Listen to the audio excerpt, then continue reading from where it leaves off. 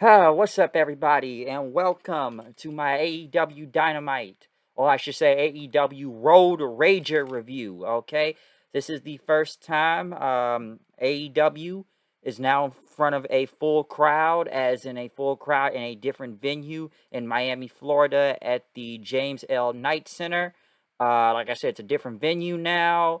It's a different set of scenery. No more Daly's Place, so we're finally somewhere different. Before we begin this video, though, I want to say one thing. It's a very special anniversary. 25 years since the NWO has been formed and whatnot.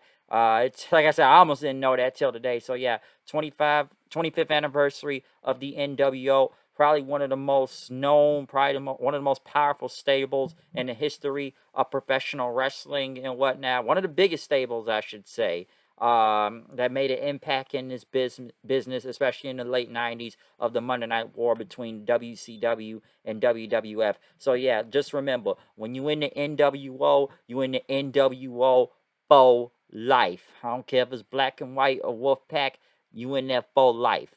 But yes, AEW tonight. We like I said, opening pyro, full crowd out there. We do kick it off with Cody Christ, Homelander, Captain America, right here. Cody Rhodes versus QT Marshall, who was already in the ring and had a jobber's entrance. So once again, why should we take this guy seriously? Literally, why should we even take this guy seriously? And the crowd was behind Cody and whatnot, despite what we think on the internet and what right now. But like I said, with them being back on the road and whatnot, and stuff, yeah, it's it's some about this is just it's just crazy, okay? But yeah, this guy, why should we take this seriously? I don't understand this. This whole feud has been one-sided, and honestly, they kept showing, in the crowd, because Amanda Nunes, one of the goats out there, and Jorge Masvidal with Dan Lambert. We're gonna get into them later on, but we saw them in the crowd tonight. But Cody and QT. I know QT's got Camarato and Solo out there and whatnot. But listen, this we all know who was gonna win this, okay? Is it another example of Cody put himself over? Yeah, in a way it is. And it wasn't a bad match or whatnot, but I never really saw QT winning, especially if he has a jobber's entrance out there. We don't even see an entrance from him. We just get a Cody entrance. And Cody just killed this dude with three crossroads, by the way, which was overkill. Did he really need to do three crossroads? I don't know. And now I got a phone call. I tell you, it's always a phone call when I do these reviews for some reason. Sorry, I hate when that happens. It's always a phone call during these reviews. Okay, but yeah, I just thought it was overkill with the three crossroads. So yeah, Cody wins in this very one-sided feud. I'm glad this is over and they can finally move on from this, because it's like Cody has beaten QT two times now. He beat his number one guy. Dustin beat his brother. Dustin beat his bigger guy in the crew, Camarato there. I don't even give a crap about Solo that much, but like I said, this was just one sided. So I'm hoping this is over. I am really hoping this is over, though. Okay, so we don't have to see this in this whole Miami strap match. Yeah, Cody hit all four corners. Almost forgot to mention it was a strap match also. So yeah, this whole thing was one side. It's just Cody being Cody. Okay, so I don't even understand what the point of this was. You knew who was gonna win. It, Come on, man. He fought his underling. He fought his underling in this one-sided feud. His underling. What more can I say from that? But yeah, man. Basically after that, I know they had a Sean Spears promo, which I guess Sammy Guevara threw a chair out of him and said, "I got you, bitch, but this is far from over." So they did that. Next, we had an interview with Kenny Omega and Don Callis. Tony Schiavone was in the ring, and as Callis was about to say something, fans chanted, "You got fired." I guess they do watch Impact, since he was fired as the executive of, the EVP off of Impact Wrestling recently. But Don Callis said, real men don't quit, they get fired, and it's a history lesson focused on how Kenny Omega's beaten everybody since he's won this title, okay? Fans started to chant, "We want Hangman in," and as Don Callis went on through the list from John Moxley to Jungle Boy to Phoenix. We haven't seen him in a while. I don't even forget he was even around, to be honest. Next thing you know, they send the Job Squad themselves out there, the Dark Order and Pizza Uno, which even I can't really call them jobbers that much to an extent, because I believe that now that title now belongs to QT Marshall and his crew. That's the new Job Squad right there. But Evil Uno cut this promo with the others standing on stage. Says, "Why are you ignoring the crowd and that you fear Hangman?" As fans start chanting cowboy shit. I don't know why they didn't send Hangman out there. Do they really need the Dark Order to talk for him? Like, literally? And then Omega asked him, "What is the capital of Thailand?"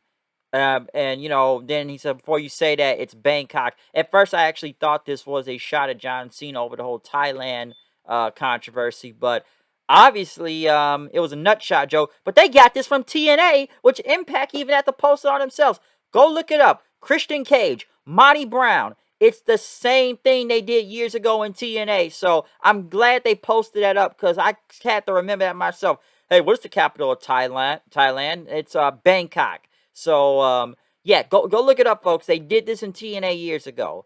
And then next thing you know, it's basically the Good Brothers and Omega beating up all Dark Order members, like 7 to 8 of these guys, and they get their asses kicked. Next thing you know, Hangman comes out, gets a massive pop out there. Crowd went nuts and everything. He just starts taking everybody out. He sets up for the buckshot lariat. But, he let Omega up, basically looking at him before leaving in. So the fans, like I said, Hangman had him eating out the palm of his hands. Probably one of the biggest pops out of the entire night and whatnot. But yeah, very good segment right there. Next, they had a interview, since there was no coffin match they were supposed to do. But I guess I now kind of know why, given it the situation and tragedy in Miami, recently in Florida. I guess it was appropriate not to do that match. But we did have a sit down interview with JR, talking to both Ethan Page and Darby Allin, which was a very good segment and whatnot to help the rivalry out and whatnot. Darby Allin talking about wrestling Page back then, how he lived homeless in his car, and that Allin says, "It's not my fault that you stayed in Canada and you got married and had kids and whatnot." But as Darby said, I'm just to Page, he's just a big fish in a small pond and he can't make it, but I'm here in AEW and I'm taking over. Page basically went on saying that Darby Allin's going to go back to obscurity when I'm done with him, and that they're going to be in that coffin match next week. So at least we got to sit down interview from that. Next, LAX, which I actually want to say, since it's Santana, Ortiz, and Conan, and Jake Hager going against the Pinnacle, FTR, and Wardlow and Tully Blanchard out there, which was a good match and whatnot. Of course, Tully got involved, as Conan did also. Next thing you know, what was it? FTR hit the Shatter Machine. I'm sorry, I mean Big Rig. I'm used to calling it the Shatter Machine and whatnot. On to Hager. Wardlow ended up getting a pin on him then, right after Conan came in with like his slapjack and whatnot, which he hit Wardlow with, but he no-sold it. And then Tully hit him with a chop block from behind, taking down Conan in and whatnot. So at least they are still building this LAX and FTR feud going, which I'm looking way forward to that tag match. I think that's going to be a really good tag match when it happens or whatnot. So really, really looking forward to that. I am sick of seeing this feud though at the same time between the Inner Circle and the Pinnacle though. Next week it'll be the IWGP US title on the line, which Jon Moxley will be returning since we haven't seen him in a minute, and going against Carl Anderson. We do know that the Good Brothers will be wrestling back for New Japan pretty soon. They are going to be in a tournament and whatnot, especially on the New Japan Strong show. But yes, Carl Anderson being an original member of the Bullet Club, which they did show clips of him back in Bullet Club in Japan. So yes, they are going to be going for the U.S. title next week. Next, we got a sit-down between Chris Jericho and MJF. And MJF basically, I guess, having a face-off and whatnot.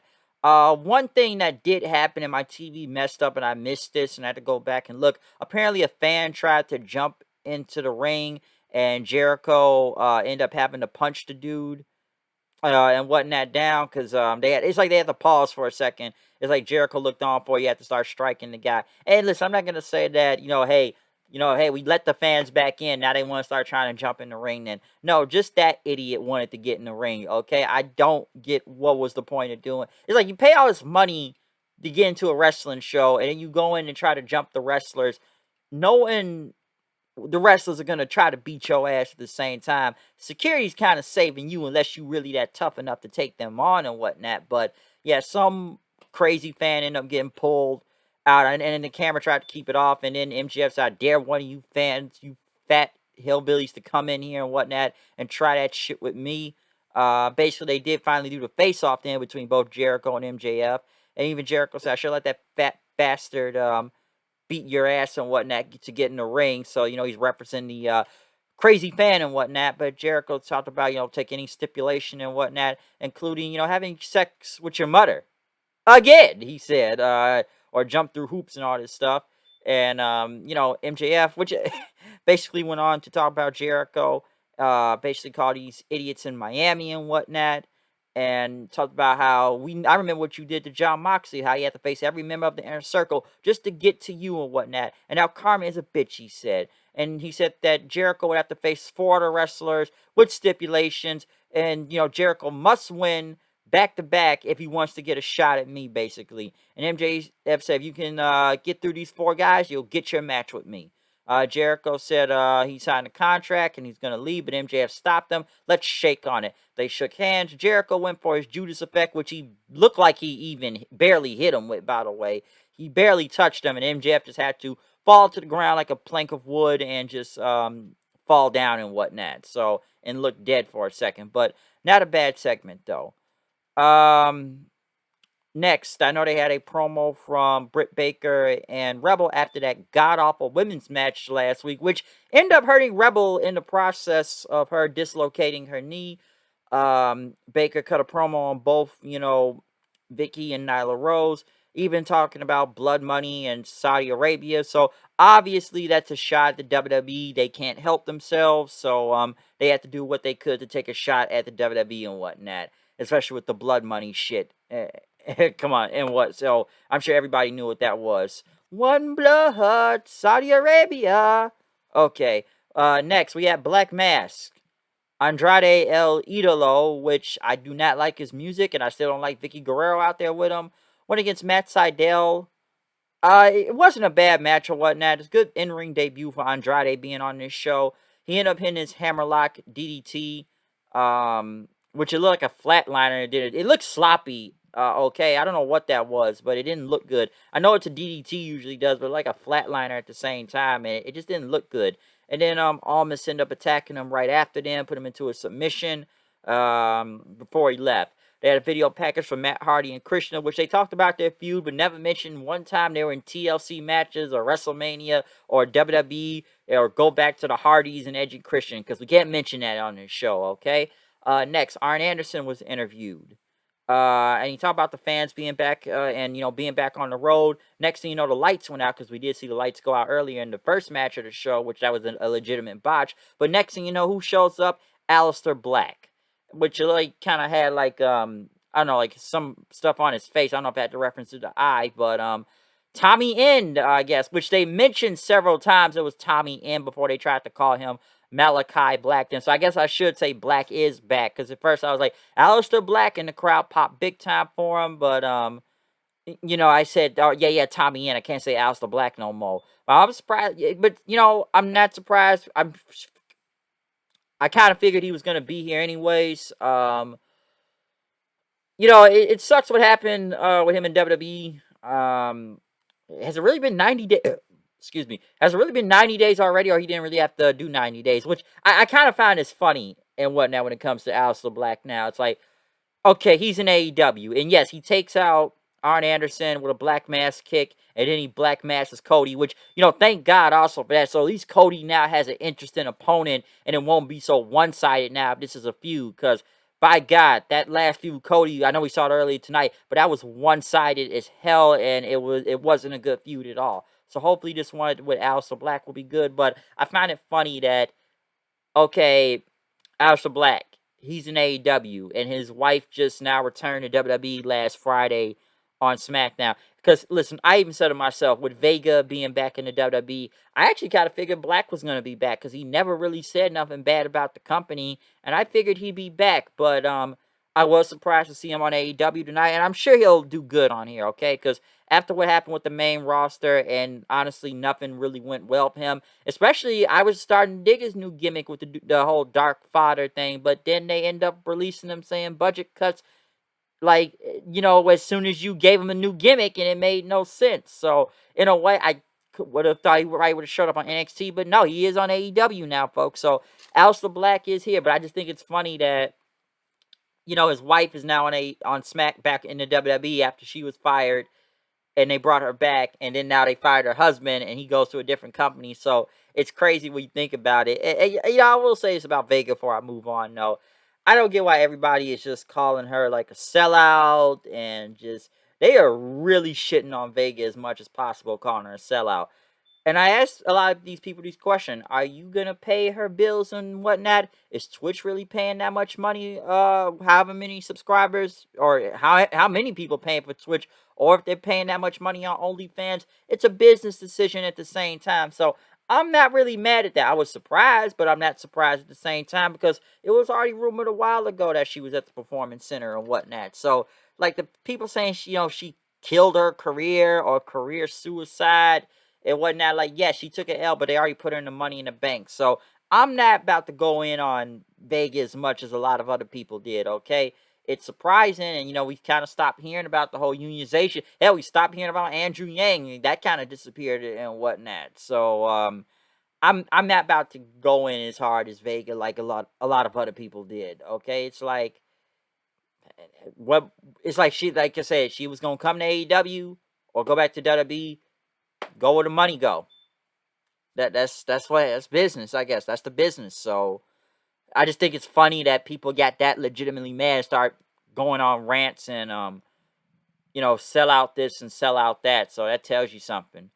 But yeah, Aleister Black though, Malachi Black, Tommy N, whatever he debuted tonight as, he'll be okay in AEW. I know they had a promo from Ricky Starks, Taz, and Cage before the show, I guess, started. So we know that's going to be a match at one point. Orange Cassidy and Chris Statlander went against the Blade and the Bunny. Honestly, I couldn't have really cared about this match in general.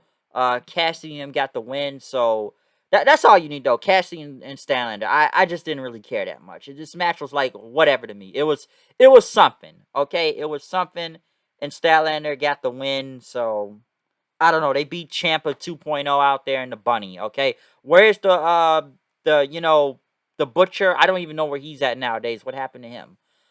Next, we had an interview with Dan Lambert, a person I haven't seen in a while on wrestling.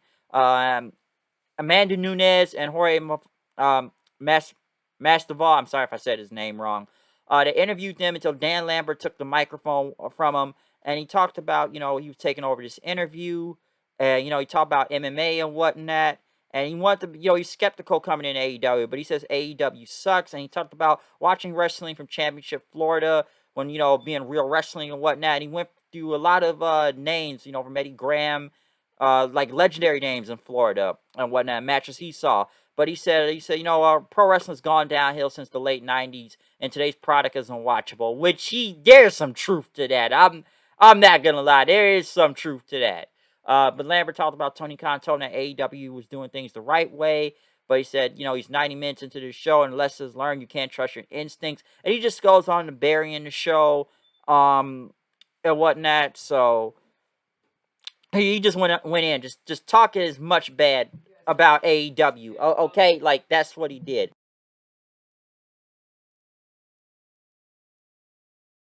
But yeah, he just went in, just start going in, talking about him on on AEW, just destroying the show, burying it and whatnot until Lance Archer came out and gave him a blackout. Which I'm surprised Nunes and Jorge didn't come and save him. They just were just kind of sitting there laughing at this, like, why aren't you gonna come help your guy? It's America's top team and whatnot. And listen, I've seen Dan Lambert before, okay? He can cut a promo. I know a lot of people don't know who this guy is tonight. Some people even believe like it was taking shots at legends that talk about today's product. And I'm sure some are already online. So, oh, the shot at Cornette, which I'm starting to believe he lives rent free in these guys' heads. Because why take a shot at him if you don't care what he says? Just ignore him. Stop responding. It's basically telling you he lives rent free in you guys' head. But listen, I've seen Dan Lambert before. I've seen him a few years ago on Impact Wrestling, and he cut these same promos and whatnot. You can tell this guy is a fan,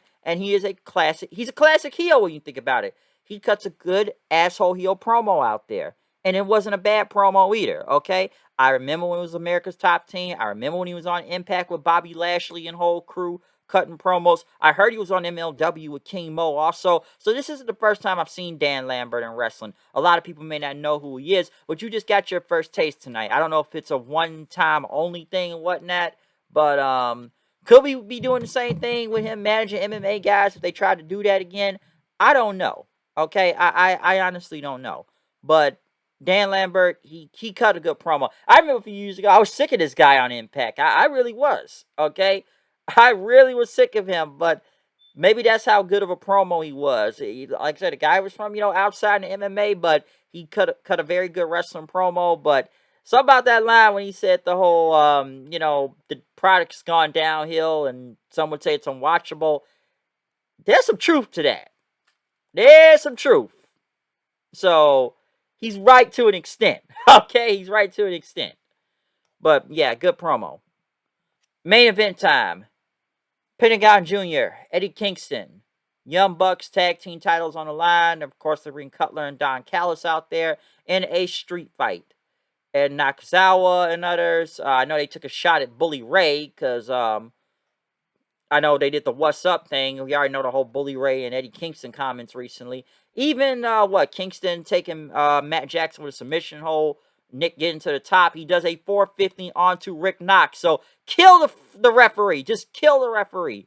And then, Gallows and Anderson get involved, and Cutler gets involved, and then Kazarian shows up out of nowhere. Power bombs Cutler through the table there with the spray cans and whatnot. And Gallows and Anderson end up taking Kazarian out with a magic killer and whatnot. Kingston gets thumbtacks in the ring and whatnot, and there's thumbtacks flying all over the place as Matt threw some at his face. Pentagon, taking Matt with a trash can. And by the way, crazy Canadian Destroyer onto that table to the outside too. But Pentagon, taking Nick off the ropes and whatnot. Nick hitting a Hurricane Rana, knocking Pentagon to the tacks. Nick going for the cover. Kingston breaks it up and whatnot. And then the Bucks super kick both opponents then. And then they put, both, like the thumbtacks in Eddie Kingston's mouth. They super kick Kingston in the face. And then they pin him for the win. So, just crazy, hardcore, insanity match out there. That's what you can take from this. I don't even know what happened to Phoenix or what he's hurt from. And what happened to Pac, huh? Where did he disappear off to all of a sudden? We ain't seen him in a minute, too. So, I don't know what happened to Pac, but he just disappeared from out of nowhere. So, what's up with that? I have no idea, okay? But, other than that, that's my review of AEW Road Rager. A lot of crazy stuff on the show tonight. First show with fans, being back on the road again. Not bad. Not a bad show, and a lot happened on here. And everything mostly was kind of kept excitement throughout the show. From Hangman being super over, from the debut of Aleister Black, Tommy End, Malachi Black, whatever he is. That's what you're calling him, I guess, right now. But we saw Aleister Black tonight. Or from the main event itself to, I'm not even going to go to the Cody QT thing that much, but I thought Dan Lambert's promo was really good. The MJF Jericho thing wasn't that bad, other than the fan trying to jump the ring and whatnot. Just a lot of insanity. All right, lots and lots of insanity on this show. So yeah, they're back. Fans being back on the road again. All right, but other than that, subscribe. Follow me on Twitter at HoodedKnight890, Road Rager. So yeah, that's my review of AEW, folks. Back on the road again. So I'm out here. See you guys later, and peace out. Had to do that before I go. Too Sweet. And that's NWO, not Bullet Club, alright? The original Too Sweet. Or it goes back to the Click. I'm not going to go through a history lesson right now. Peace out.